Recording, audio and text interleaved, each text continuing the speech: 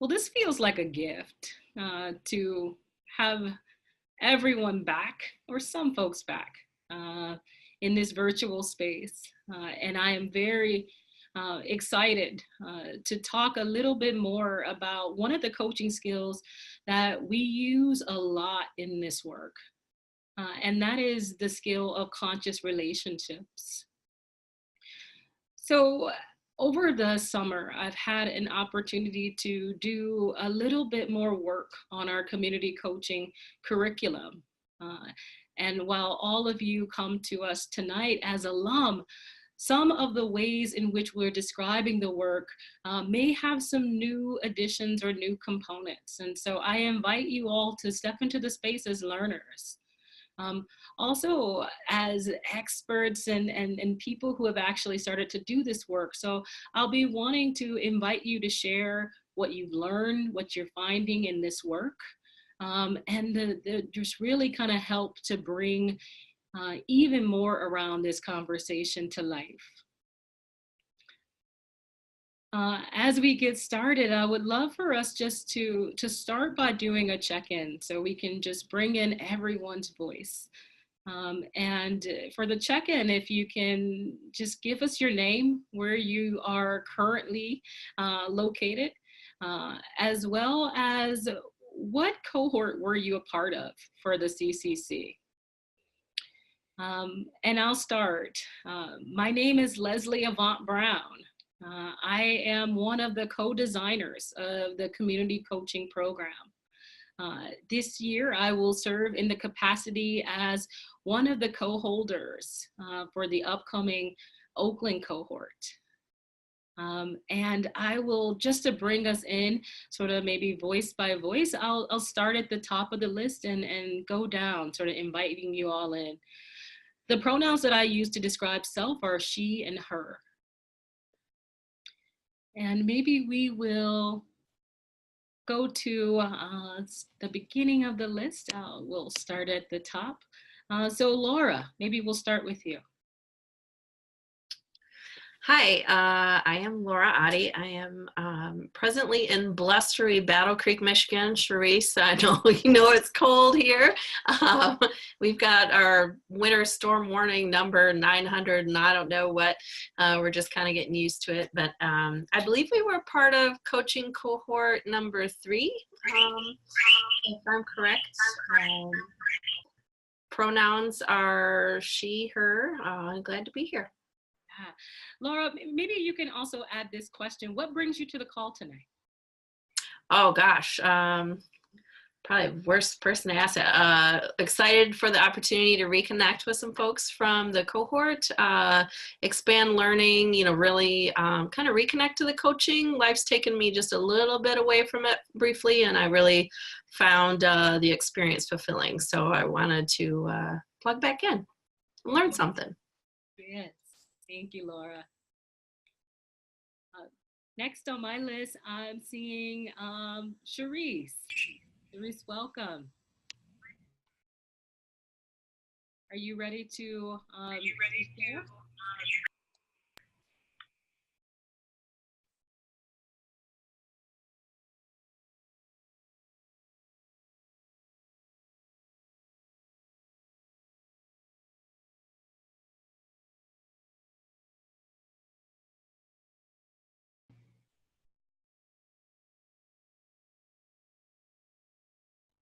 Hello?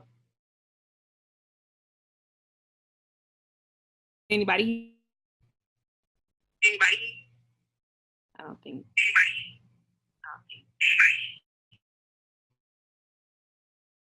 Anybody hear me?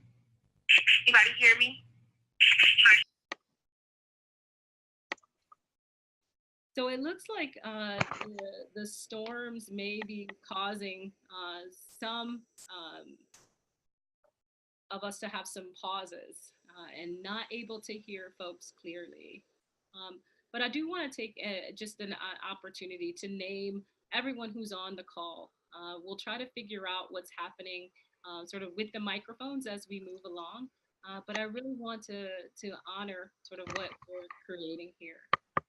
We also have Lenny Tay, who is joining us from the East Coast, I believe.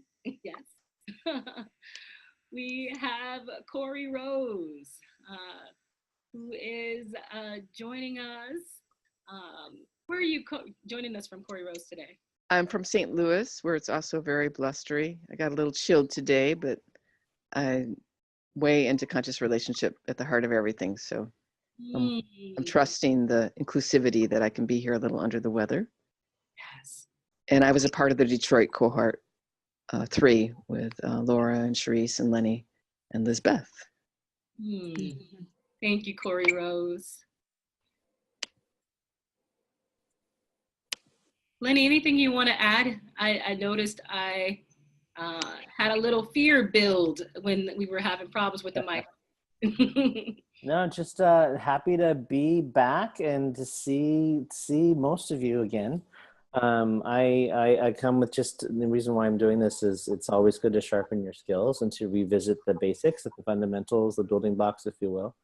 And I'm in DC where we're having freezing rain. We just missed the snow. It turned into freezing rain though, but it's very, very cold here as well. But happy to be here. Please welcome, Lenny.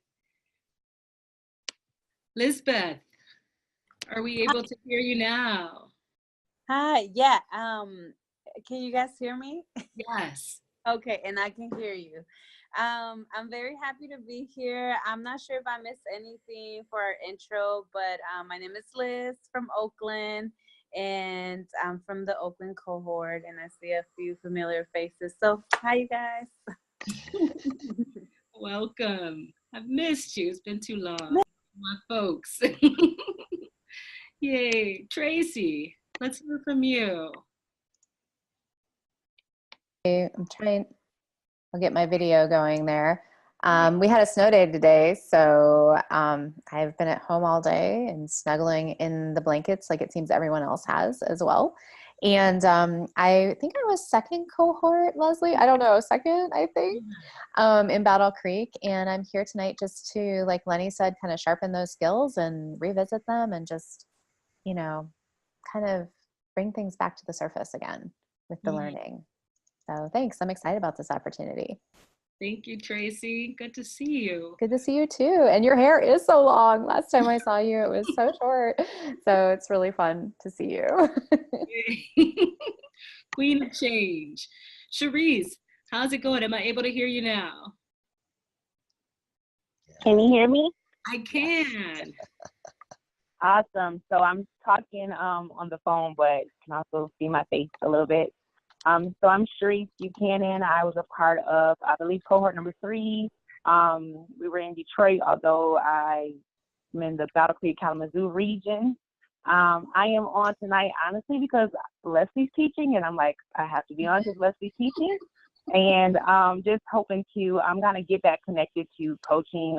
As Laura said earlier, you know, life is kind of taking me from different paths, but I've recently been trying to look back into getting more involved with my coaching skills. Well, welcome. Good to see you, my eagle. Yay. So even as we are kicking this off, right, it really is this piece that we rely upon within our coaching relationships, and at the foundation of it is trust. It's the reality that our work requires more than just the doing. It requires that we are being together. And the conscious relationship coaching skill is one of the skills that we use as a way to really give us a frame on how to be together. So just to kick us off in helping to set the space, I want to read a little clip from one of our faculty, Jagrati Gala. And it goes like this. If I can ask my own questions, try out my own ideas, experience what's around me, share what I find. If I have plenty of time for my special pace, a nourishing space for things to transform.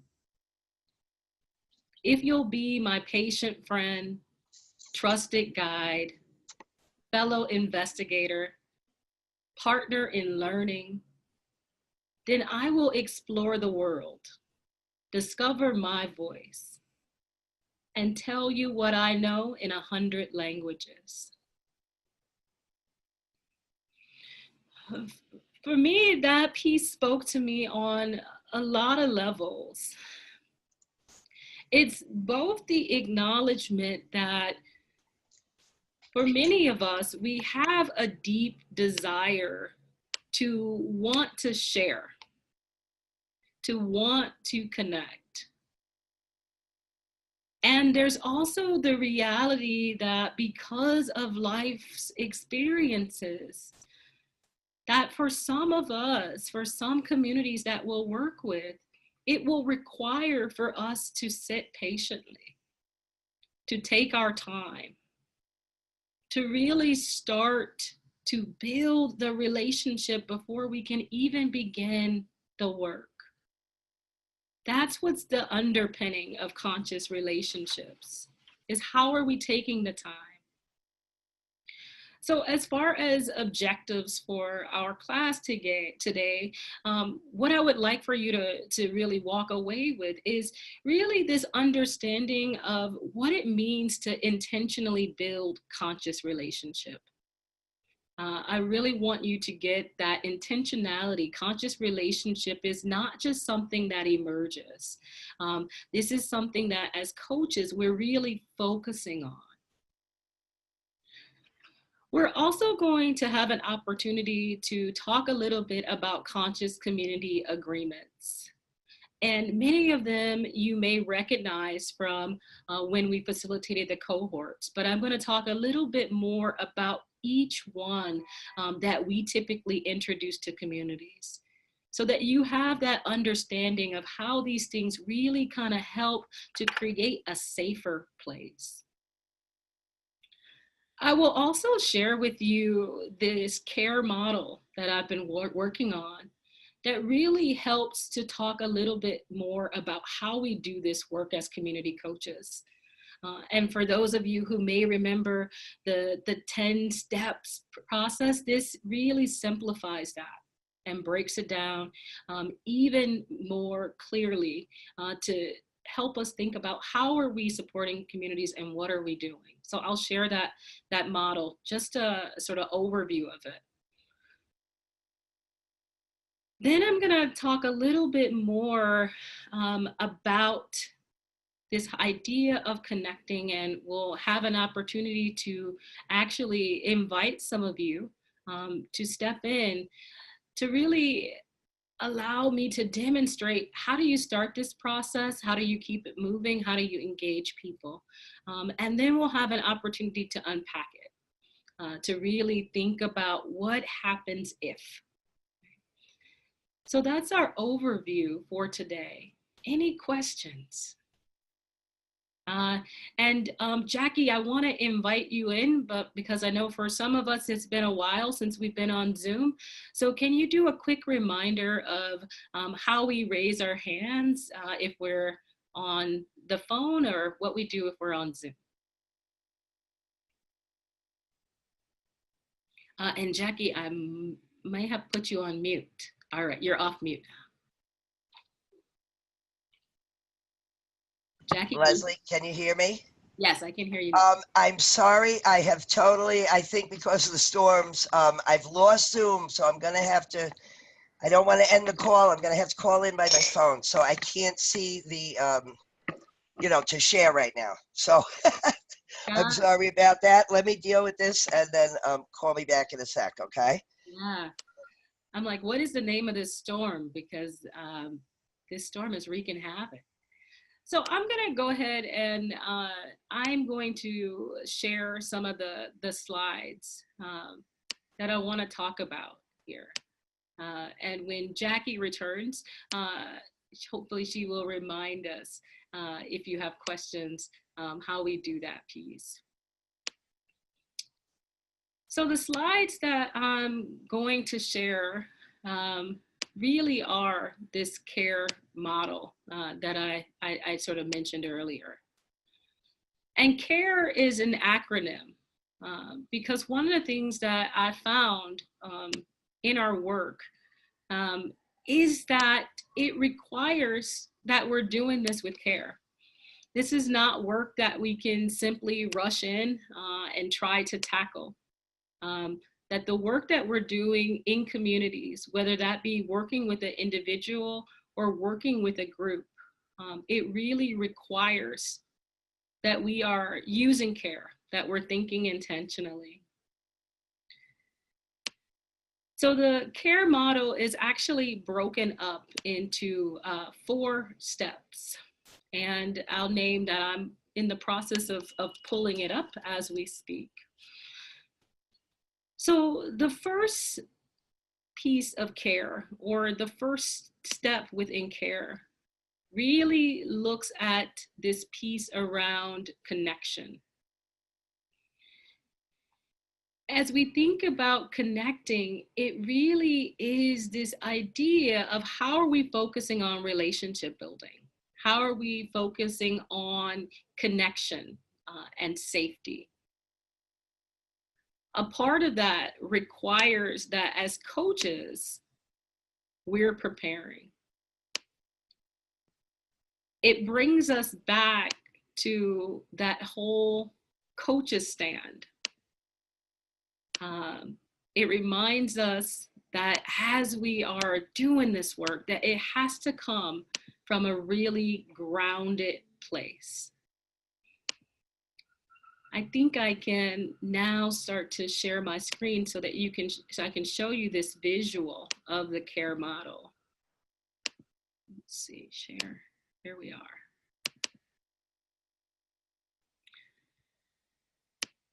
So here is care. I'm going to start if you're able to see my screen, sort of that top left box. So the connect is this piece that I'm describing. This is where we'll spend the bulk of our time.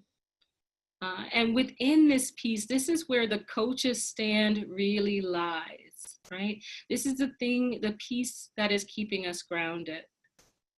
The connect place is also where we're holding the client's agenda. It reminds us that this is what's most important. This is what our clients are coming for. The connect is also the place where the conscious relationships live. And that's where we're going to go a lot deeper. Just so that you are introduced to the other quadrants here, from connect, after we sort of support that piece, where we move next is really to support our clients to think about the aim, or where are they heading as far as a direction. This is where we're using our skills like empowering questions and engaged listening to really help to dig out those 3 agendas. After we really support our clients to start to aim, from there we can help them to really reflect on what it is they want, what's important about that thing. This is where we're using our coaching skills like naming what's present, uncovering the limiting beliefs, the calling out the power, the values. And after we've supported our clients to reflect, then we really want to engage them to move forward. We really want to use those coaching skills like request and challenge to support accountability. So this is an overview of the model that we're really supporting as coaches. While it may have been presented differently sort of in your cohorts, it's still the same process of how are we moving our clients through this process. So today we're really focusing on, as I said, that step 1, that conscious relationship piece. And again, this kind of goes over that step 1, that connecting, really focusing on the relationship between coach and client. Sort of naming and understanding that relationships play an essential role in connecting and creating the environment. So in order to really do this, it is about grounding yourself in the coach's stand. This is the place where we make sure we do the check-ins, that we are really acknowledging our people as they are arriving, as they are engaging. It's also the place where we begin to conduct safety and what I call stretch checks to really figure out what is going to support people to show up fully. And it's also the place where we start to identify what brought people to the space. When we are doing this work, one of the things that, well, a couple things that we want to really pay attention to.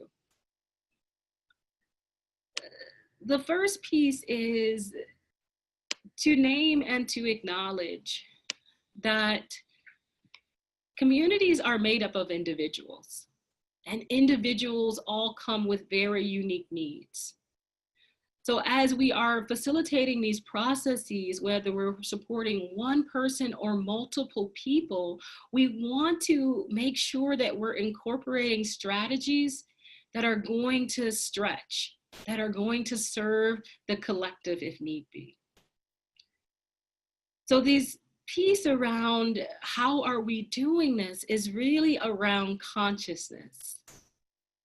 I'm curious to hear from a few people, what does it mean for you as I say conscious? What comes up for you? What is consciousness? If you want to weigh in,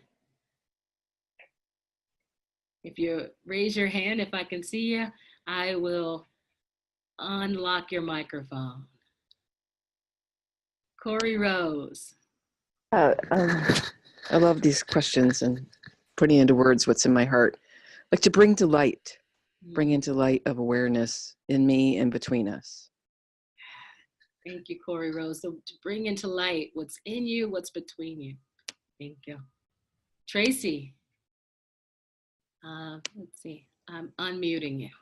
Yeah, just that consciousness of being fully present and thoughtful about your use of language with people in the community that you're sharing that community with. Yeah. Yeah.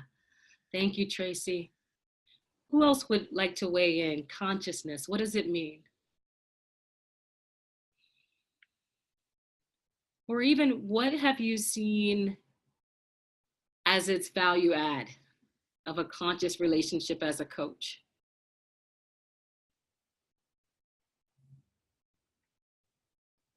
Cherise.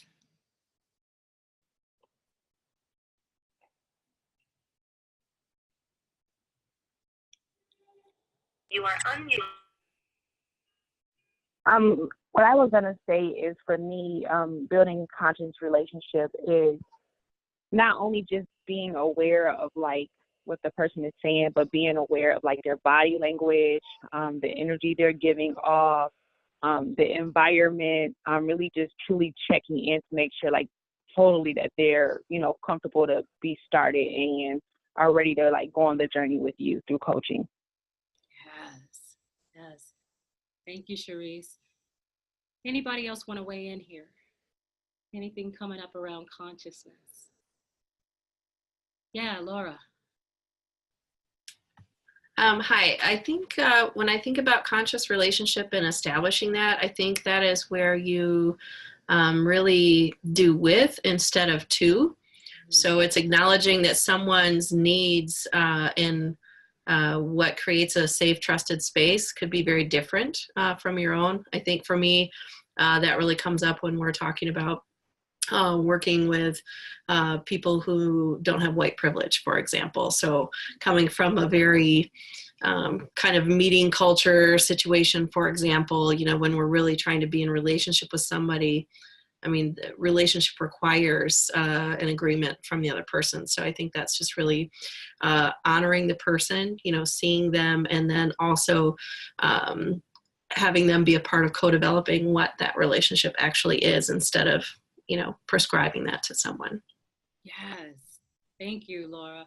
I think it's so important, right? And especially as coaches, it's about the partnership.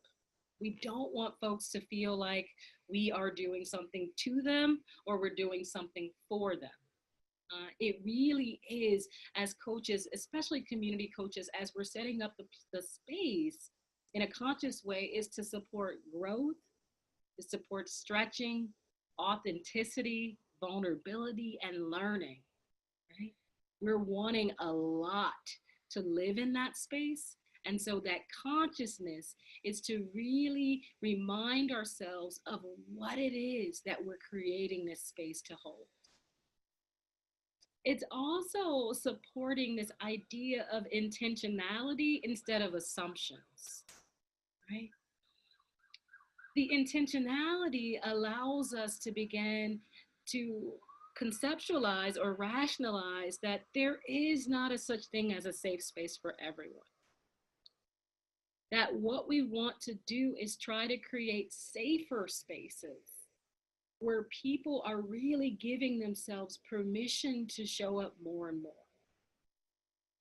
It takes into account lived experiences. It takes into account power and privilege and culture. All of those pieces are when we're intentionally thinking about the work, that we're making sure to build in adequate time for these pieces, that we're really, as we're forming and creating agendas, or we're thinking about places where we might start to incorporate coaching, that all of these things are in play. It also means that as coaches, we're bringing all of ourselves, that we're challenging ourselves to think about, how am I bringing in my different parts?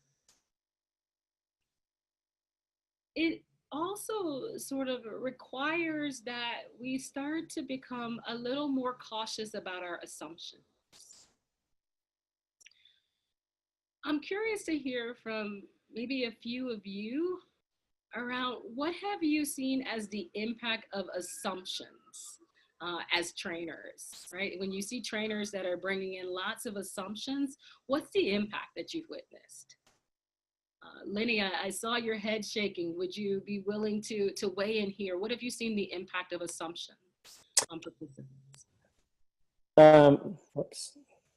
Impact of assumptions, particularly early on in a session, in developing a relationship. You know, you can, if you don't establish an agreement, if you will, develop that conscious relationships, people can be defensive. And if you start out wrong, it kind of derails the rest of the thing. And so really spending that time in the beginning to about the awareness, identifying that space and just really owning it together before we can get to move forward. That's really important. Thank you, Lenny. Yeah, it definitely can really start to shape the environment from the very beginning. And for some people, it can take them out for the entire training, right? I recall when there have been assumptions around gender or sexual orientation that have occurred in trainings that I've been a part of, where that person wasn't able to come back into the space. They didn't feel seen, they didn't feel heard, right? What else have folks witnessed as far as assumptions? Anything else that's coming up as you think about these things? Lisbeth. I literally, did you say Lisbeth? Yeah. Oh, I literally was unmuting myself because I wanted to say something crazy. Okay, so, I want to piggyback on what you just said right now, because I have been in spaces like that where, it just automatically becomes this, we're trying to build a safe space, but we can't because it just became the super unsafe space for this individual, right? When we start, due to the impact of assumptions. And so I think that was just my add-in, just how unsafe it becomes. And that's always my curiosity of how do we bring someone back, right? And how do we get them back into the space so that there's some sense of safety within the same space that they were in, and they no longer feel safe. So that's always what I'm curious about, because I feel like it's very easy for them to just walk away from something that can be great for them. And so that's just my curiosity. Yeah. Thank you for sort of naming that, sort of, highlighting that piece. I do think a part of our work as coaches is, when there is that moment, which may happen, I'll guarantee it will happen, right? When there is something that might occur where someone feels that they are no longer seen in the space, right? And I think one of the very powerful things that we have as coaches is this conscious relationship piece, to really give ourselves permission to pause and acknowledge that something has happened within the community and that the relationship then needs to be repaired. Right? This is, the conversations that happen. And so this whole idea of conscious relationships, this is not something that happens in a single point in time. Often as coaches, we think about the conscious relationship happening at the beginning of the relationship, and it really needs to happen throughout. We're all ever evolving, even within a session. So when you're checking in on people, it really is to really support that deeper connection. The other piece I want to name here is around privilege. When we have positions of privilege, often these assumptions are more readily available for us. They become our blind spots because society can at times support our sort of impaired vision, right? So for example, I've been in school for a very long time, lots of degrees, lots of certificates. Right? If I'm not careful, I can begin to have the assumption that everyone's been a part of a leadership development program. Everyone has had this experience. So I might make a statement like, what are the agreements you typically use, right? It may seem like a really light assumption, but if that is your initial invitation as a first timer, that suddenly creates a little bit of a barrier that wasn't there for you in the beginning. So it is about really just paying attention to our places of privilege, really thinking even more intentionally and consciously about the language that we're using.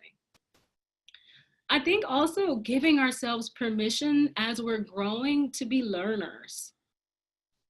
Really to not take those moments when we have those oopses to take us out, but to really bring us in. Because the really cool part of this work as community coaches is that we're also a part of the community.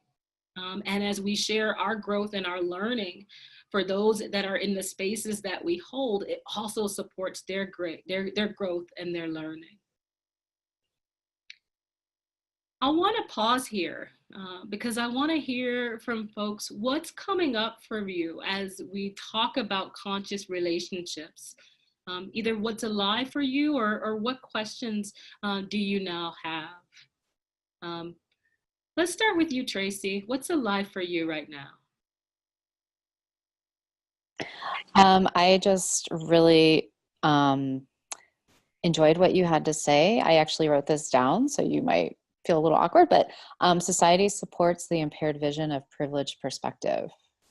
When you said that, it really resonated with me. So I attributed it to you too. But I just really appreciate that because I work in a school with mostly white teachers from middle-class backgrounds who I think sometimes we have a tough time thinking about where our students are coming from as refugees, as non-native speakers, as students who have parents who are incarcerated. Like those things we're not thinking about when we're thinking about, your English paper is due on Friday. When you're going to get that done? And so I think that just really resonated for me. Yeah, thank you. Thank you, Tracy. Yeah, I think, these opportunities to even be in conscious community together, right? Thinking about what does it mean for you to be in a conscious relationship are also ways for us to begin to think about what we need, as well as what those blind spots might be for others. Who's next? Laura, let's hear from you. What's alive? Yeah, so something just from experience in working in the community in the last few years that really just comes to light is making sure you recognize that this could be the first time that someone's actually been invited to shape the space that they're in. So thinking about that privilege and power and how much that shows up for folks every day. We were working with the Burmese community, and one of the leaders from the community had shared with us that the questions we were asking were too big, that people were coming from living lives where they were not allowed to have any say whatsoever. And we're thinking we have the best intentions to say, kind of, what kind of community do you want? And they're like, hold on, let me get used to having a voice and being able to express it without repercussion. And so I think the dynamics of privilege and power are really big, as well as culture. So as much as we can do our homework and then also be really open and vulnerable with groups to say, we don't have this all figured out, and coach people through even establishing their conscious relationship piece. Because I think we don't always know what we need, and when something feels new to us, it can take some time to figure that out. Yeah, thank you for that, Laura. I think it is, there's something so beautiful about voice, and yet so many people in the world are denied that. And just that invitation, as much as within our deepest desires, we may want that, there may be layers for some people to really pull through, to really even admit that they hold that dream. Lenny, what's alive for you?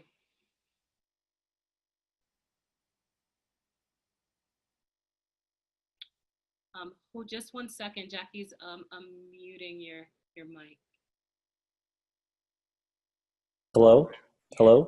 Uh-huh. What's alive for me, particularly when you were saying about that when you came in and you made that assumption, I also sense the reverse in just the communities that I work in. The assumption is it's like reverse. Does that make sense? It's that you're new, that you're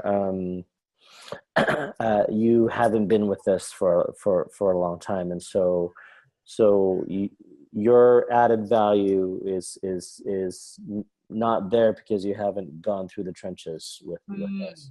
So there's that reverse thing.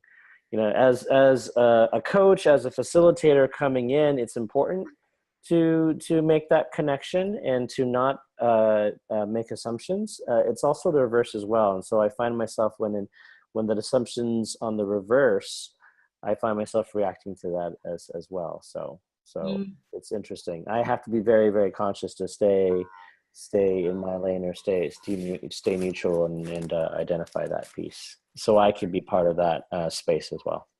Yeah, so I just want to make sure I'm understanding correctly that the community may be less likely to open up to you. They Right. want to, yeah, absolutely. And what have you found really supports in developing a connection with those communities? It takes me a lot longer to establish those connections and doing what I need to do beforehand, before diving in really quickly. We all are diverse.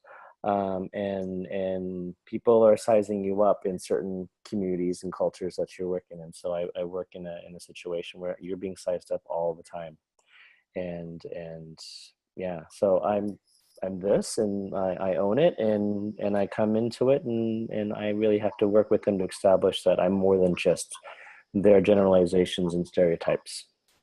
Yeah. Thank you for that, Lenny. Yeah, I think that's the piece that isn't spoken about as much is really this sort of naming that the community is observing you, that they are really paying attention to how you're showing up. How are you living all of these invitations that you're giving them? Right? How are you taking risk? How are you naming even some of your needs as you're co-creating the space? Let's hear from you, Cherise. What's alive for you? I think the thing that stuck out to me was when you talked about learning as well. And I think that it's important to, even though we are, certified in coaching and we do have some expertise, to also realize there's still something that we can learn. And also that, in that time as we're creating these communities, sometimes we may slip up, we may have those oops moments. And not feeling like I have to be perfect, but feeling like it's okay for me to learn and be almost a part of this process along with those that I'm coaching. Yes. Yeah, thank you for that, Cherise. It is that piece of reminding the community that I'm a part of it, right? Because sometimes even as coaches, we step back and they're like, what are you doing next to me? Right? And so, yeah, a part of it is sort of right-sizing the partnership. Lisbeth, did I hear you weigh in around this? We'd love to hear your voice. Anything that's alive. Yeah, so what's alive for me right now is I work at a school setting, and the community that I work in, culturally, it's hard for them to hear someone and say, this is your space and this is where you can just be yourself and let go. It's hard for them to hear because they have, a lot of them, many have not gotten that space ever in their lives. I had someone who I not share with them, but I expressed to them, this is a place where you can feel safe. And what would you like to talk about today? And they completely just broke down. And for them, that moment just to break down and to just later on express that, for them, that was a very beautiful and special moment because they have never been told or anyone has made them feel safe. It was just a lot and overwhelming. And so just knowing that a lot of the folks that I'm working with, they have never been or had access to spaces like the ones that we are offering, and understand that we have to come in. I personally have to come in very gentle and not like raw, even though we got it, we want to be raw, but we have to come in gentle and understanding that there's folks who have never had access to the spaces. So just giving me a little bit more right now with what you were sharing, more ideas on the approach, and just letting folks be, sit and be present. But that's what's alive for me right now. Yeah, thank you for that, Lisbeth. This piece around, how are we giving the invitation, right? I think folks may have some experience of these community agreements or, sort of conscious relationship agreements. They might call them group rules. They're accustomed to folks really moving quickly through this. Like, this is just the thing that we do to get to the thing. So as coaches, it's really about slowing it down. It really is about that gentle invitation. That doesn't mean it has to be flat energy, right? You don't have to feel like you have to talk in a calm voice and put breath in between, or even try to do it like Leslie, right? It has to be your own, but you really want to make sure that you're giving it enough space that people can weigh in. Right? Corey Rose, what's alive for you? Oh yeah, this is so valuable to me. The one group project that I'm a part of right now. I'm an assistant in a group where I'm just seeing so clearly we made a lot of assumptions, even though it's very diverse age and race and in a lot of ways, socioeconomically, because it's a group that's focused a lot on deep earth connection, deep eco connection. The main facilitator was like, yeah, all these people kind of have a buy-in already about how to create safety together. And we should just do that conscious relationship, as fast as possible to get to like the real thing, right? Like we're going to have this deep experience together. And I wanted to do the conscious relationship piece, and I allowed myself to buy into feeling like I couldn't slow it down and that I should come up with a couple of agreements that sort of, I thought, encapsulated, the best chance at getting people to feel in and seen and heard. And luckily, I did say, having said all of that, who needs to share their voice? And really, everybody had to share their voice. Thank goodness somehow my energy empowered that. And the facilitator questioned that afterwards, because we didn't have time for everything we were going to do. But my phrase is like, safety is really felt when the energy of the people facilitating means it with all their hearts, that everybody's needs matter. We might not be able to meet all those needs, but they really matter. Yes.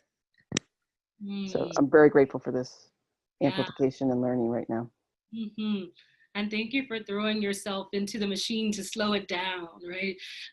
Because at times, that's what this conscious relationship piece feels like when we're working for folks outside of coaching.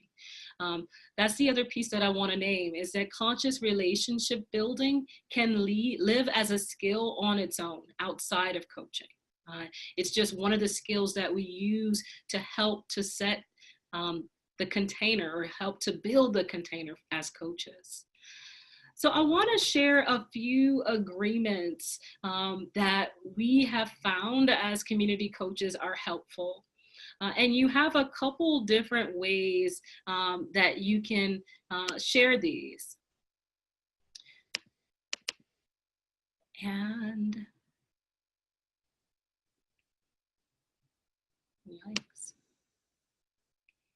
Are folks able to see these on my screen? Yeah, thanks, Laura. So you have a couple different ways that you can share. What happened? All right. Oh, Jackie is sharing. All right, they're back. So there are a couple different ways that you can really share or hold these community agreements. One way to do it is that you can sort of have this list ready, whether you're working with someone one-on-one, and that's the piece I want to name as well. If you're working with a client one-on-one, you still want to take some time to build a conscious relationship, right? You want to talk about what the agreements might be between you and that person. If you're working with a group, my recommendation is that if you're able to post up the agreements in a way that everyone can see them, it just supports them to land. I also encourage folks to talk through them, not just put them on a list and have folks say, is everybody okay with these? Does any stand out? What I find that does is it sort of builds back in this idea of, we don't have time for this. Another way that you can do it is you can ask the group to share from their own words, from their own experiences, what agreements they want to create, and record those. And if there are any of these that you think could be an additional support, you might bring them in as coach. And the last way that you might use these is you can have these up on a sheet of paper that are just these, but you have a blank sheet of paper next to them to see which ones of these really jump out for that community after you've kind of gone through them. So I'm going to share each of these and what we mean when we describe them. The first one is the one that we want to make sure is built into every community agreement, and that's the piece around confidentiality. So for this one, it says respect confidentiality, the stories stay, but the learning leaves. It's this whole idea that in a coaching group, in a coaching session, everyone is going to be impacted. But we really want to honor those that may be sharing. We want to honor their confidentiality. We really want to show up as witness and invite those that are helping to hold that space to really show up as witnesses. So this idea of respecting confidentiality with the story staying, it really gives people permission to take their learning out and to talk about the impact of the experience on them. Another way that I've heard folks share this or frame this is you can tell the story, but leave out the characters. Right? This confidentiality piece is essential, even for groups that work closely together. It's this sort of naming up front for folks that this may open up some vulnerable spaces for you. So we really want to bring in this confidentiality. For other groups, this piece around respect confidentiality, stories stay, learning leaves, it may not work for them. They may want and ask for Vegas style confidentiality. And what that means is there was a commercial a few years ago that talked about what happens in Vegas stays in Vegas. And for some groups, what they really want is for everything that happens in that space to remain sacred. And only those that were a part of it experienced it. This is a place that you really want to stretch the group around or stretch the individual around so that they start to think about what does confidentiality mean for them? And what is it going to look like? The next agreement, yes and both and thinking. Often as we are sharing, for folks that have been in spaces where there's lots of discussion and folks have had opportunity to use voice, they may counter a thought that someone shares with the word but. Yes, Tracy, that was great, but, and then they add on their piece. This is really an invitation for folks to start to hold the polarities, the yes and. Yes, Cherise, I absolutely agree with you about women's empowerment, and I also think economic empowerment has to be a part of that conversation, right? It's really that idea of inviting the folks that are in our coaching community to start to hold even more complexity in their thinking. The next one, this idea of taking risk. Often folks feel like when they're in a group or they feel like when they're with a coach or a partner that they should know the answers. And it really is this naming up front that our work, that this work will get messy, that we want folks to take risk, that we want people to stretch. Even these two words, take risk, they start to invite that energy. The next one, this idea of using I statements, really is encouraging people to speak from this idea of self. How are you sort of moving to really start to state very boldly what is happening for you? Moving away from some of those blanket statements. Also, inviting folks to move away from that place of assumptions and to name very clearly what's important for them. The next one around asking for clarification if you are confused. This one isn't one that I'm particularly in love with the language around, but I love the concept of it. It really invites folks to ask for what they need. It's the reminder that we get to pause along the way, that we don't have to wait for the question section if you're not understanding what's happening. It also reminds folks that there is more than one person that has power within the group, that at any time, any person gets to say stop or slow down. This next one around avoid put downs. This piece is really because as coaches, we want to create this safe space. We really want to pull and fuel as much positive and good energy as possible.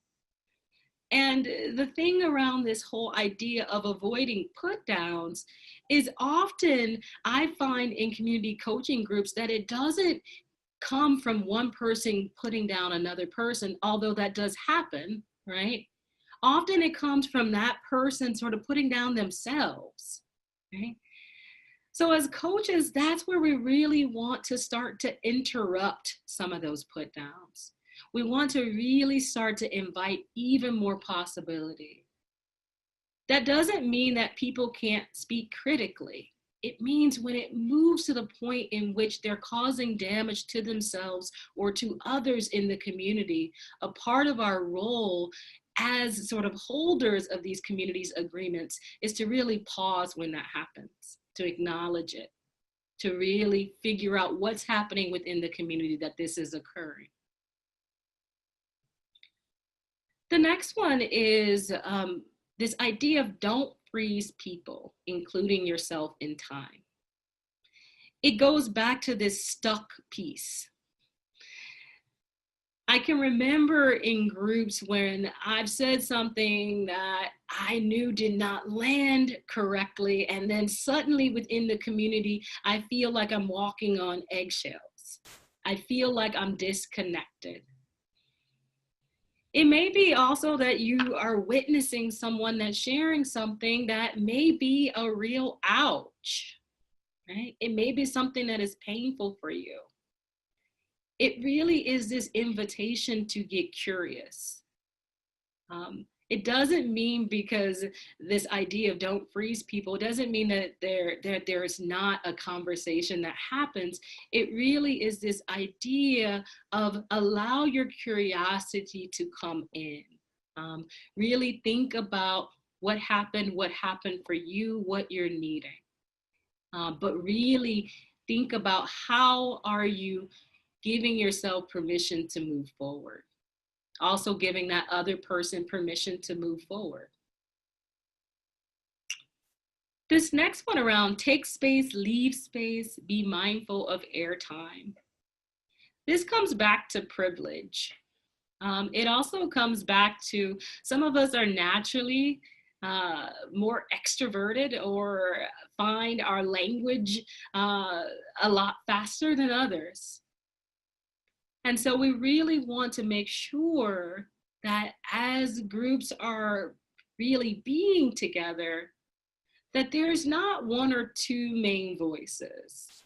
There might be one or two people that like to share, but we want to make sure that everyone has an opportunity if they want to share. This means that as coaches, we may be building in pauses, that there might be moments of silence, that we're really monitoring how we're using the time together. Wait is another community agreement. If you know you've been working with a group for some time and you have some folks that are really working on this idea of sharing space, WAIT is an acronym that you can always introduce. Why am I talking?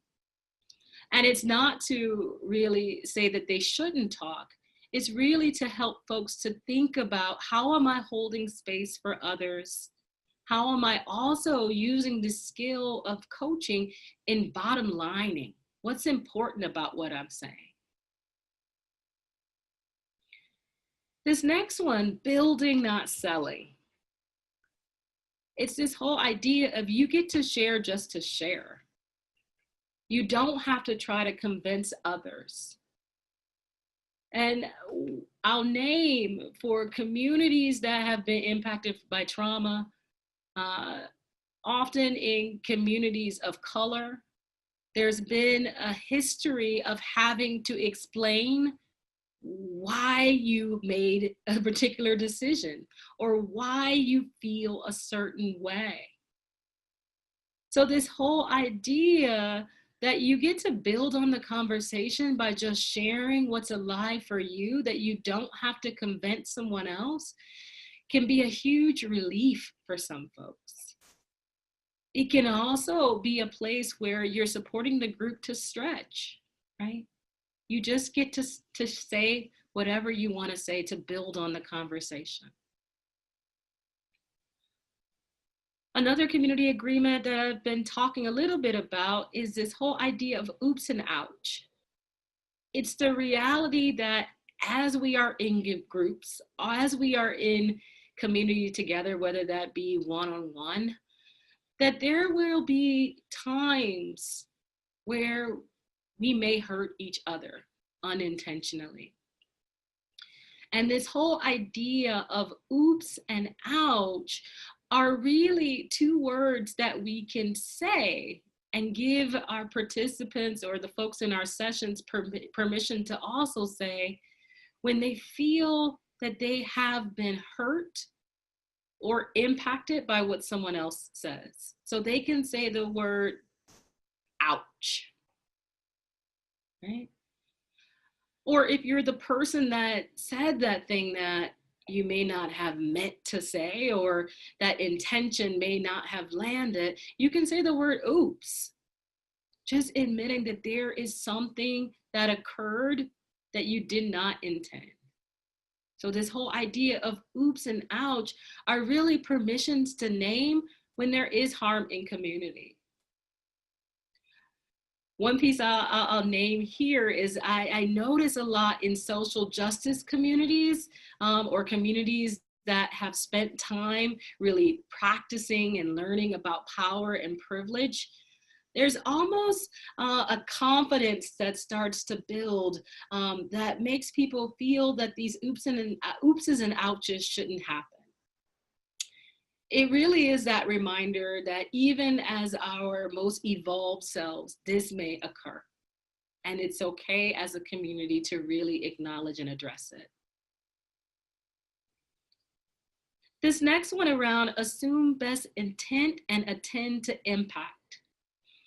It really is this idea that we do want to invite groups to show up in a way that really allows us to grow together. Trusting that as we are together, that we're trying and using our best intention as we're moving. But that doesn't mean that our intentions may not cause harm. And if that harm is caused, we really want to invite our community to attend to the impact. Again, that may mean slowing it down. That may be really sort of inviting the community as it grows to start to connect even deeper so that they can have those more difficult conversations. Which leads to this next piece around being partners in each other's liberation. It's this idea that we're all in it together. So how are we supporting each other as learners? The last one is typically just a housekeeping piece around silencing the cell phones and other electronic devices. It's just this reminder that we're sharing space together. And while folks may have pressing needs, it's really around how are we collectively holding the space. I've been talking for a while, so I want to pause and hear from my community. What comes up for you as you hear these community agreements? What might be some other community agreements that you all share that I might have missed here? And Jackie, we can feel free to stop sharing our screen at this time.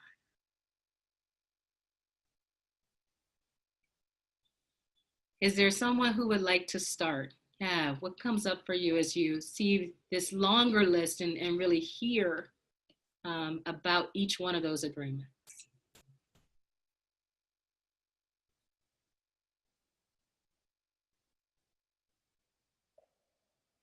Lisbeth, I got you mid-yawn. What's it like for you? I think these are great. And sorry, I'm flipping through my notes. I took a lot of notes. What really stands out for me, what's the avoiding the put downs, right? Just because I know that, I think that at times I know the group or our clients one-on-ones, unintentionally, they will put themselves down. And the pausing, this is something that I continue saying, the pausing is something that I want to make sure that I do it, at an appropriate time. But I think I love this because I never really thought about putting it this way, but avoiding the put downs. So that's something that I'm going to add to my agreements, but it's real. It happens many times.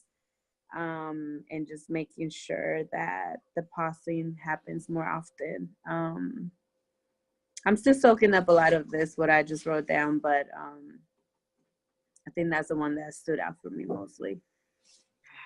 Thanks, Elizabeth. I got the Lenny Lean. Anything you want to add here?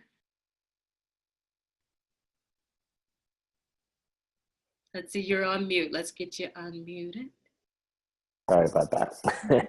I like slowing down and spending time on these agreements. You had mentioned earlier that, or I think Corey Rose mentioned that sometimes facilitators like, we've all seen these agreements, ground rules. Let's just, if you have any questions, thumbs up if you agree on it. But I think it's important to slow it down and actually give some explanation and check in with your participants about these agreements. And I like how, while explaining and diving deeper, invitation and incorporating the coaching pieces and the specific skills around that, about curiosity and naming what's present and giving permission to the group to kind of to be learners, but also to maintain that space for each other. I think that's really critical. I don't remember going through this so much when we went through our thing, so I love that this is an added piece. This is a strong facilitation connection. I can see that intersect between coaching and how it's really powerful. Lenny, you just made my heart sing. Thank you for that. Let's see. I'm not seeing your face today, Cherise, or is there anything you want to add?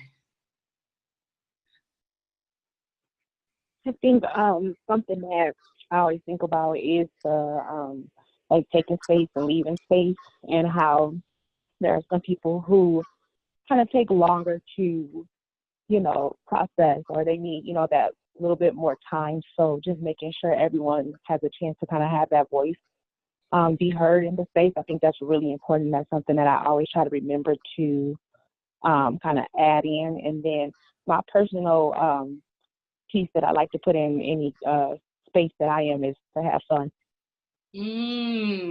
Yes, thank you for that, Cherise. Yes, that piece around having fun.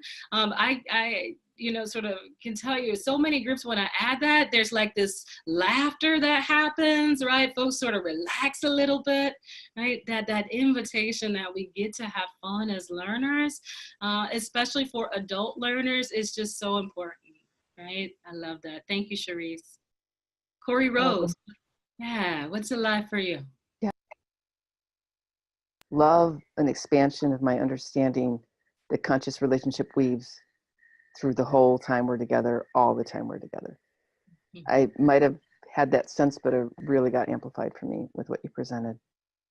And just one thing that I didn't hear you talk about that was present in a leadership training I was a part of for a year-long training. And we created an agreement asking people to take something back to the source, was sort of around feedback. If they had something arise, didn't have to be immediate, but that there would be a commitment that when you were ready, you would take it back to the source. Like if you had a conflict with somebody, you might need to process with other people, but you'd end up bringing it back to the source. Ooh, I love that. We really needed that, and it helped a lot. Thank you for that. That piece, there was something around when you said go back to the source that just reminded me. And it wasn't as present here, but I typically add it to my list, is giving people to take permission to take care of their needs, right? Like this whole idea of staying resourceful, reminding folks that, you know, there will be breaks, but really take care of yourself, take care of your body.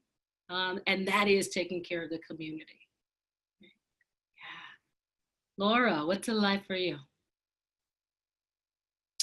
I echo what a lot of people said, that this is a great reminder, and that you shouldn't push through these. I think the piece that I've just been kind of hanging around is when you mentioned you didn't really like the language about ask for clarification if you're confused.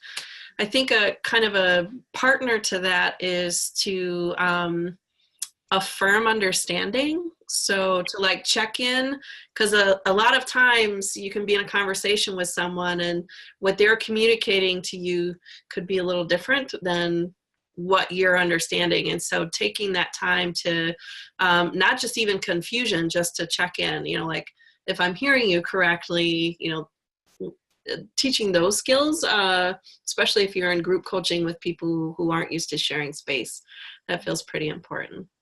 I love that reframe. That feels a lot more palatable for me. Like there was something about the confusing, right? That's like, you may not be confused, but the way that you sort of named it, it allows you to lean in, right? Like, yeah. Thanks for that, Laura.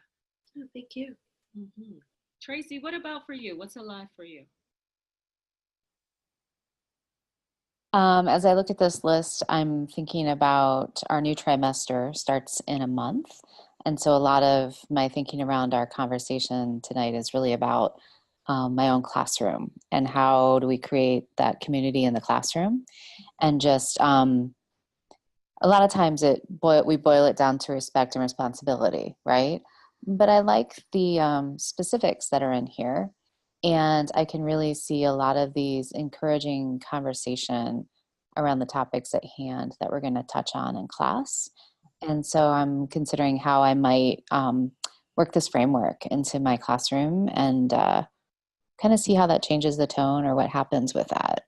And yeah, and what was it that really resonated here?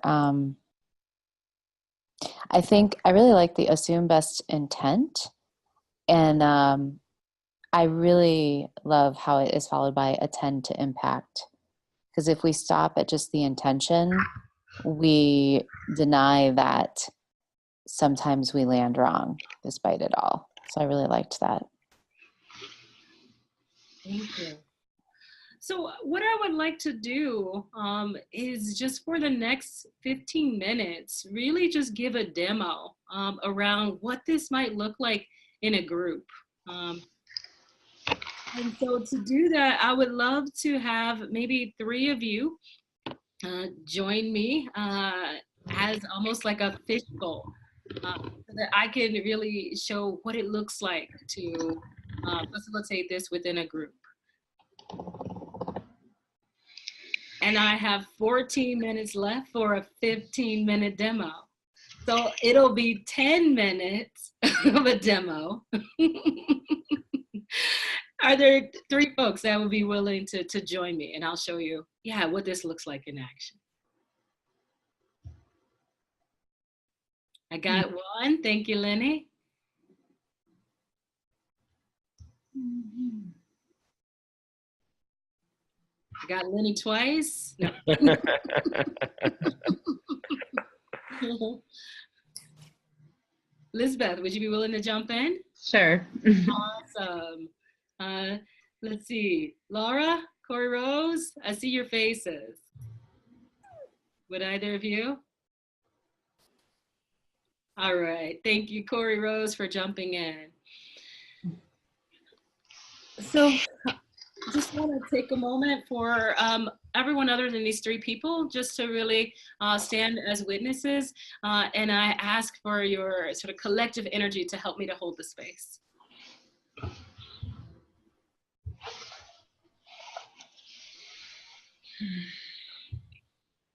Well, first, I want to say thank you to the three of you for jumping in as volunteers to support our learning. As we get started, I've had a chance to hear your names. I've heard the pronouns that you use to describe self. I'm curious to hear from each of you, what does it mean for you to be a part of a conscious community?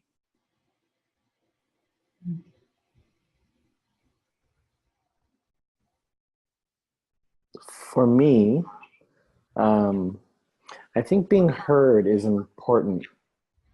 Having that voice coming from a culture, a community where, in a power dynamic in an organization where voices aren't necessarily, it doesn't feel as though that they're respected and heard is important. So having a voice in this space in the conscious community is important. Mm. And how would you know that you're being heard from the folks in your community? That's a great question. How would I know? I think being able to, I think it's a combination. I think there's an acknowledgement that, the nods, the heards, just the invitation to let it go, if you will, to really state things out clearly. I think being collaborative is important. So for me, one of my styles is being able to speak things out, and kind of like what I'm doing now, kind of testing and allowing me to kind of trip over my words, but to really kind of identify with myself and being able to articulate that. I haven't had that all the time, and so it's very liberating to be able to have a voice and to really say how I feel. Yeah. Yeah. Thank you, Lenny. Corey Rose, what about for you? Yeah, really appreciating this. My commitment is to serve and be leaderful, and to do that and really have the value of collaboration. I need mutuality, and that comes for me through like transparency and clear request making. That sometimes people don't want the leaders to be saying oops and ouch. There's like sort of a less than conscious expectation that the leaderful core group will be bright and shiny and shining the way all the time. So to really empower everybody in that group to bring their wisdom forth, I need that mutuality so that I can really be authentic and I can really access my own deepest healing and wisdom, like learning with. Mm-hmm. What value is grounding that mutuality for you? I think evolving in consciousness together and true service, like to the greater needs, to the greater good. What about for you, Lisbeth? To me, to be a part of a conscious community means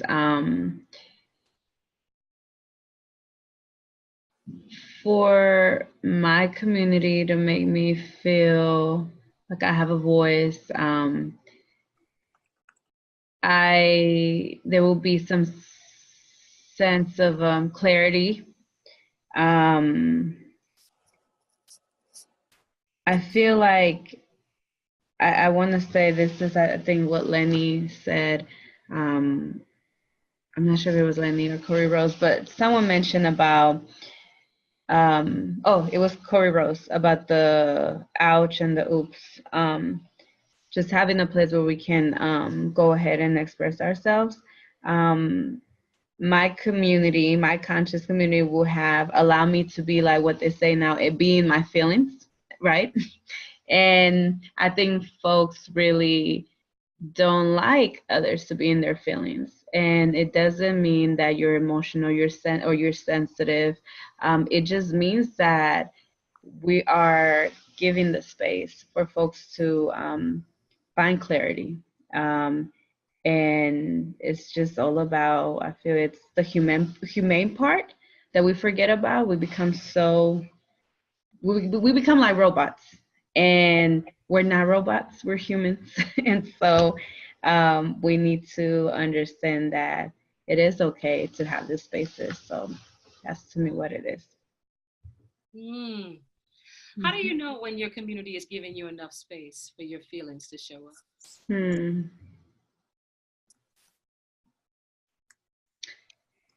It feels, to me, I would just feel free, and they will feel like, just like that.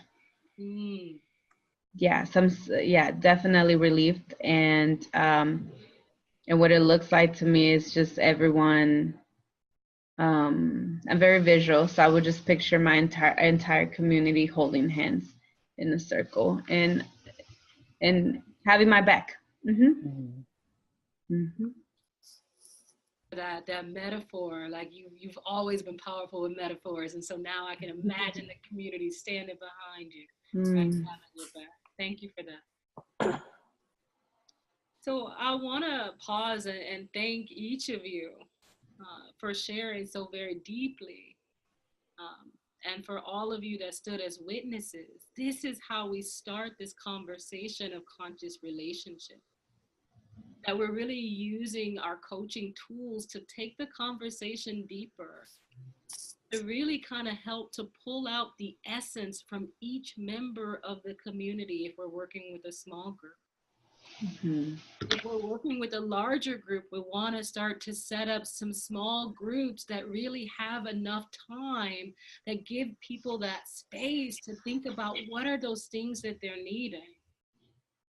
Some of the other places that I want to invite us to explore are also some of the darker places around what happens when you feel like you're not in alignment with community. What happens if there is an ouch? How would you like the community to respond? It really is the container that supports and holds us. So as community coaches, we want to create space to really give maintenance to the container each and every time. That in the beginning that we're creating that spaciousness to introduce the concept, so that as coaches, we're not the only holders. So that is really the intro to community coaching. I know that we have limited time, but I would love to hear from each person. What are you taking away from this conversation? What are you taking away, or what's different? And yeah, just feeling so much gratitude to the three of you for really stepping in. I think you were able to fully begin to demonstrate what starts to happen when you have that conscious community. And now I'm like, how do we keep this going, right? So that's a sidebar, but I would love to hear from folks. What's alive?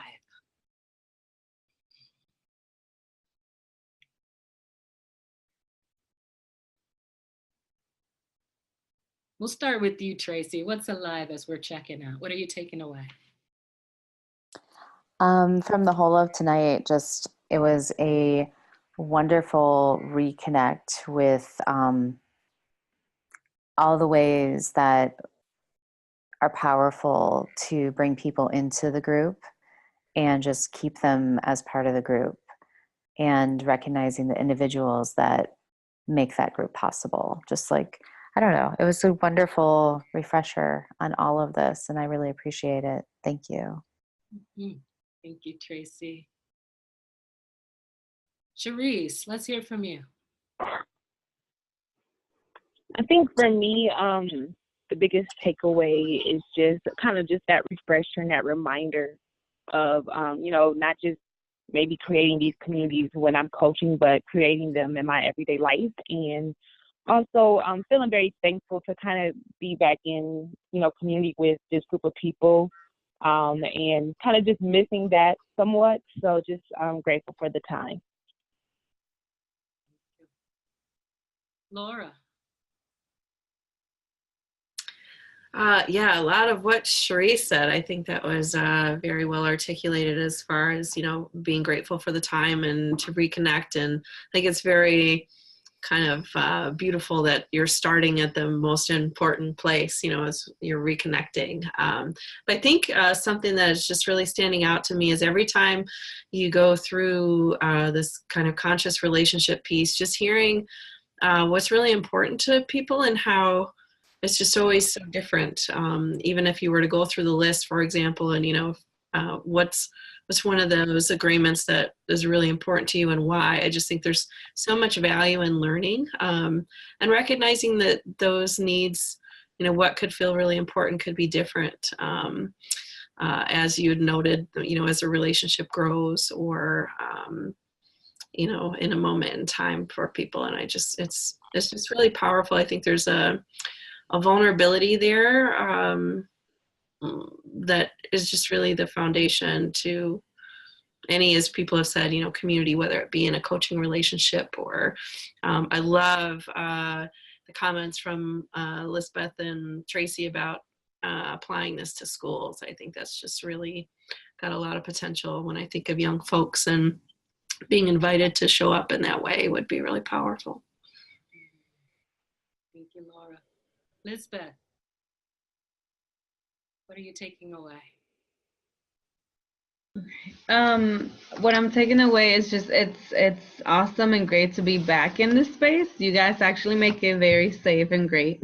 I just wanna, I don't know if we're doing acknowledgements, but I do wanna appreciate the program for having the graduates back on. And so just a lot of what everyone said, I'm gonna be taking with me in my coaching backpack. And so I'm gonna share that with folks. And just, yeah, I just wanna appreciate everyone. But I took so much from today, and it's great to be back, but definitely continue to plant those seeds. And I know it'll take a while, but they will eventually blossom, whatever I'm planning. So, yeah.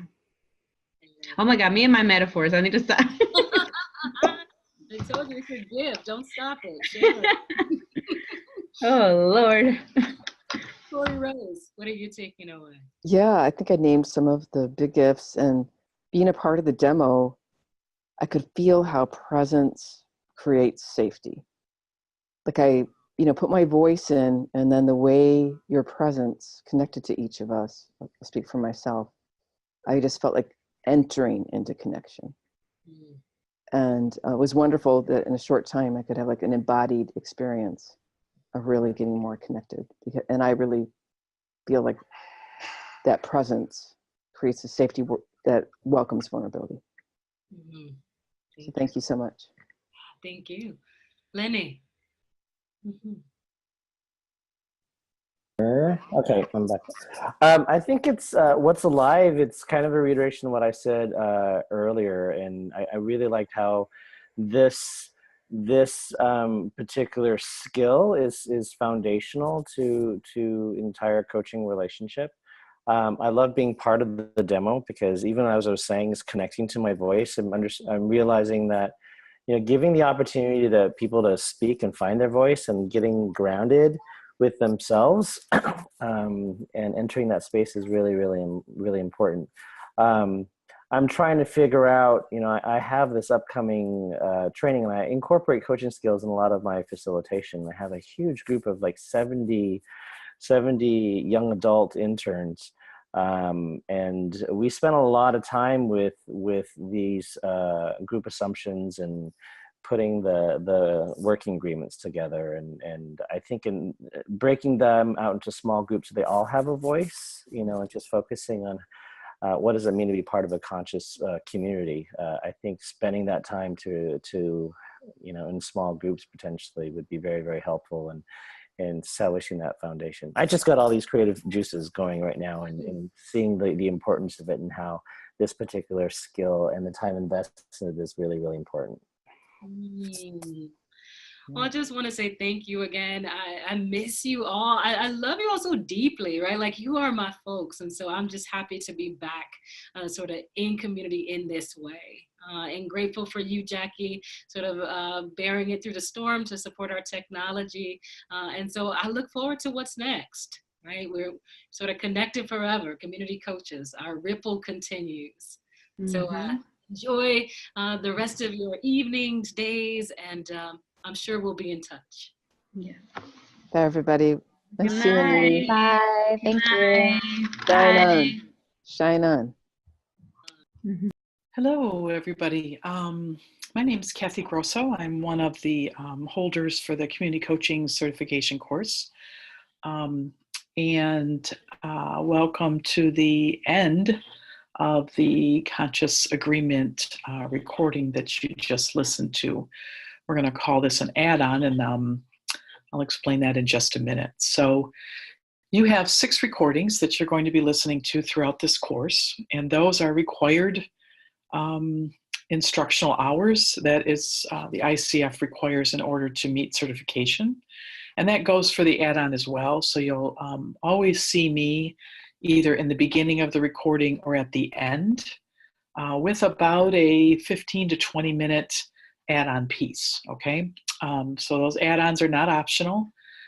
They are part of the instructional hours. You'll notice that the recording is about 90 minutes, and you technically need about 2 hours for each of these recordings. So the add-on will stretch that and will be plenty. That will be enough for what ICF requires. So, so you'll be seeing me throughout these recordings. And I look forward to that. Typically, like I said, I'll either be here in the beginning of the recording or at the end, like I am today. And I'll either be kind of priming the pump or getting you to do a little bit of pre-thinking before you go into a class, or I'm going to provide time at the end, like today, for reflection and journaling, and maybe some application around the skills that you learned in the recording. So I'm going to ask you and encourage you to use your community coaching log or wherever you might be taking notes for your teleclasses and for these recordings. And I do really encourage you to use some kind of a log or journal, and to kind of use the same one, obviously, throughout the whole course. And I also really encourage you to share these reflections with your mentor.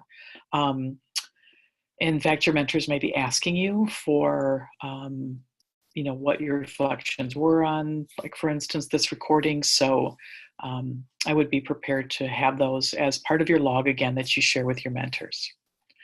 And if at any time you have a question about this add-on portion, or really the recordings in general, of which I've overseen, don't hesitate to email me or call me, and I will post my email address in my cell at the end of this add-on portion.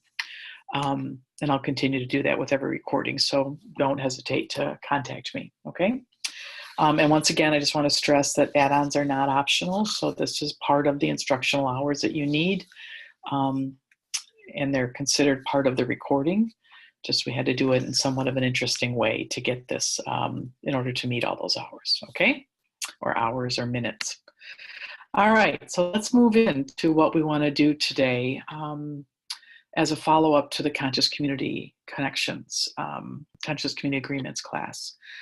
So you just heard Leslie and some of our community coach alumni talk about slowing down and really taking the time to create this conscious community, whether that's with groups or with individuals. They also talked about the importance of thinking about conscious community beyond something we only do in a point in time. Maybe something that we would only do in the beginning of the meeting or the relationship or the coaching session. And really how important it is to do a continuous check-in around these conscious community agreements throughout the time that you're with either a person or a group. We want to ensure that they're being followed, and we want people to be able to have the opportunity to say whether or not they're still feeling safe and brave in the space, and do the agreements need to have any kind of adjustments. And that does happen often. We may add a few on or change the wording of some, depending on how certain individuals might be feeling. So the other really important thing that I heard in that call was taking into account the impact that power and privilege and culture can have on building that necessary trust and safety around a group or between you and your client, and how we have to be really careful about assumptions. And in fact, the foundational premise of building conscious community is being intentional and not assuming that we know what all folks need to be safer and braver in a group or in a relationship. So I really like that piece and want and hope that we'll have further conversations about how power, privilege, and culture really do impact the group dynamics. So we're going to practice some reflection work today. And again, if you don't have a journal or your community coaching log or something to write with, I would encourage you to go ahead and pause real quick, pause the recording, and take a minute to go find something to write on and write with. And so I'm going to post 3 questions, and they're based on the material that was in the community coaching agreement course today, the recording that you listened to. And I'm going to share one question at a time and give you 5 minutes to journal a response to that question. And I'm going to keep that in real time, so I'll play a little music while in that 5 minutes so that you can sit and respond. And obviously, if you need more than 5 minutes, you can pause the recording. And then I'll post the second question, do it again, and the third question, and do that again. And then I'll come back to close this out. Okay, so again, if you need to get something to write with, now is the time to do that. And I'm going to go ahead and share my screen so that you can see the first question. And I may need to move this over just a bit to do that. Okay. All right, let me get this into a bigger part so you can see that here.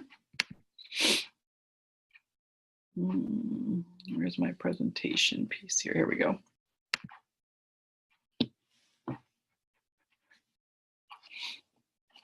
I'm having a little bit of a slow computer day. Okay, so let me go back to reflection question number 1. So I would like you to choose 1 or 2 of the community agreements that Leslie shared today. And if you don't exactly remember them, I'm sure you have an essence for some of them, what some of those community agreements might have been. And I would like to ask you, if I was a participant in your group coaching session, how would I know that you, as the coach facilitator, were practicing these agreements? Okay. So one of those I'll give you an example. One of the community agreements was to use I statements. So when I'm speaking in a group, we ask, or when people are speaking in a group, we ask that they speak from their own perspective, okay, not to assume that the whole group, feels the same way. So if I was a coach facilitator, I would work really hard to practice this agreement by speaking about my feelings in my own, like, I feel this way. And I do catch myself in this sometimes as a facilitator. I might say, we all feel very anxious when we blah, blah, blah, right? And I catch myself and say, wait a minute, I feel anxious when this particular incident occurs, or whatever I'm talking about, right? So as a coach facilitator, I want to and need to, and I absolutely almost required that I model those agreements as a facilitator. So that's an example of how I might do it, by using I statements. Okay, so I'm going to go ahead and give you 5 minutes. I'm going to turn off my video so that you don't have my face as a distraction, if I can do that. I'm not sure that I can do that. Let's see. Maybe not. Well, maybe we'll keep it up then. All right, so go ahead and 5 minutes, and I'll go ahead and then I'll post the next question.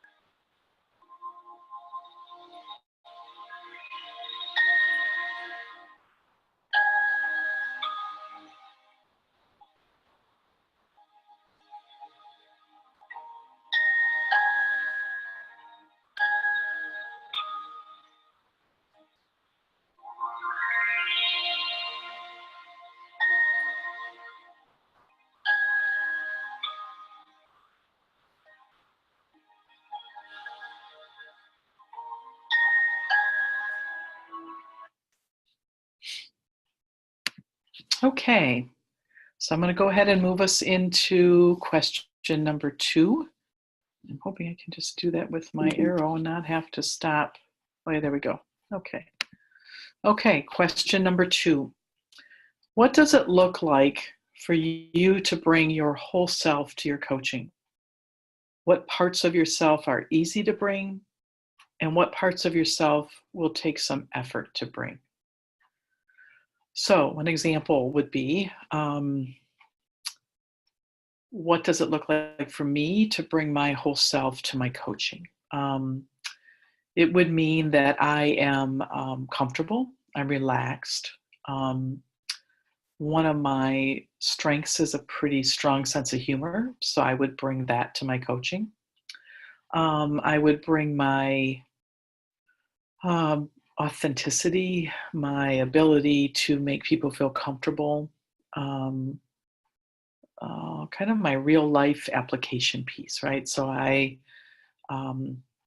so that's what it might look like. And what's easy for me to bring certainly is my humor, to bring my matter of factness, my realness to the coaching, and the parts of myself that might take some effort. Sometimes my vulnerability. I have a tendency, as I've had most of my life, to protect myself against going too deep.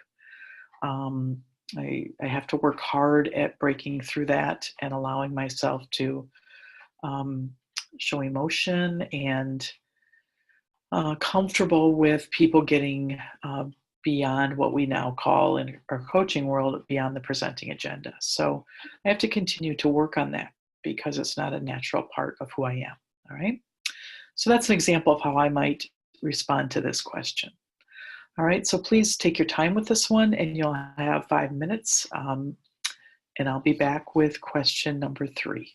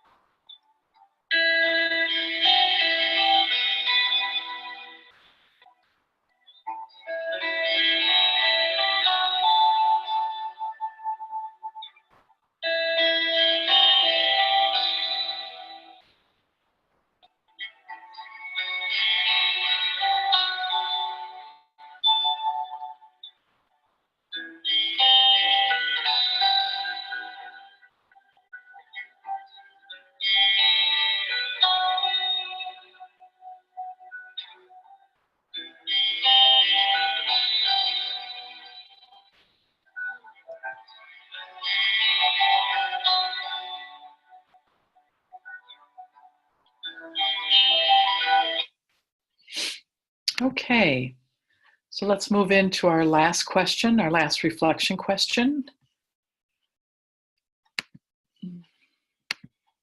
And reflection question number 3. So how does, and I probably should have worded this, how do you think, how do you feel or think that privilege, power, and or culture play a role in the creation of safer and braver space for people? So how do you think or how do you feel that privilege, power, or culture play a role in the creation of safer and braver space?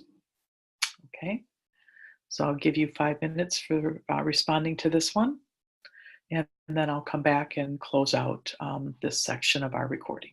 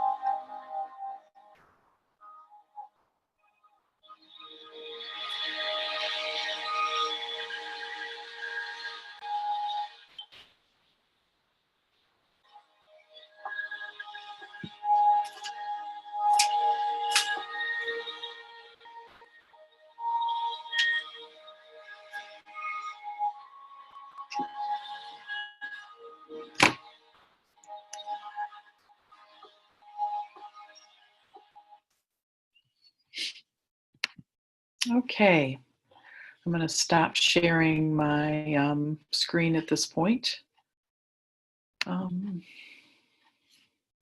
Yes, so let's go back to our,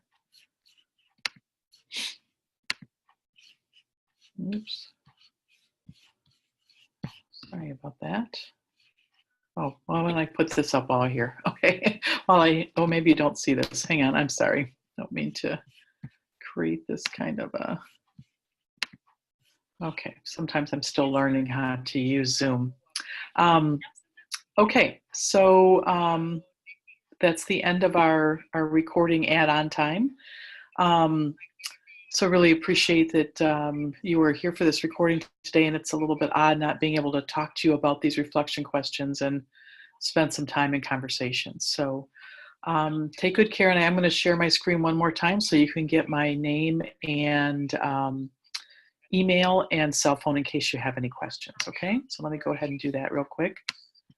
And I want to welcome you, Laura, and everyone who will be viewing this at some point to this class for the Community Certification course. Okay. The topic of this class is yeah, so there you can see that right there. I'm also hearing some noise in the background, so I'm going to go ahead and stop sharing and take good care, and we'll see you in the next one.